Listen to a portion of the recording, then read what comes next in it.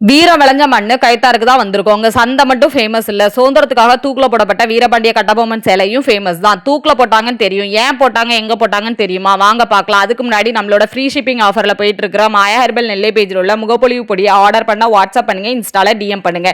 வீரபாண்டிய கட்டபொம்மன் ஒரு தீவிர முருக பக்தர். இவரோட கட்டுப்பாட்டு கீழே 96 கிராமங்கள் இருந்தது. ஆலந்துரைங்கிற ஆங்கிலேயன் வரி கேட்டு வந்தான். அவனிடம் உனக்கு ஏன் வரி கொடுக்கணும்னு சொல்லி திருப்பி அனுப்பிட்டாரு.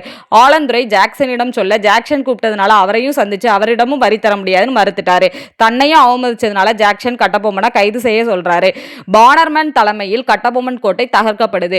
புதுக்கோட்டையில தூங்கிட்டு இருந்த கட்டபொம்மன் புதுக்கோட்டை அரசர் விஜய ரகுநாத தொண்டைமானோட வஞ்சகத்தால 1ஆம் தேதி 10வது மாசம் 799ஆம் ஆண்டு வெள்ளையர்களால கைது செய்யப்பட்டு அதே வருஷம் 16ஆம் தேதி 10வது மாசம் அவரை கயத்தாறுல இப்ப மணிமண்டபம் இருக்கிற இடத்துல ஒரு புளிய மரத்துல தூக்குல போடுறாங்க. இது சுதந்திர போராட்டத்துக்கு வழி வைக்குது.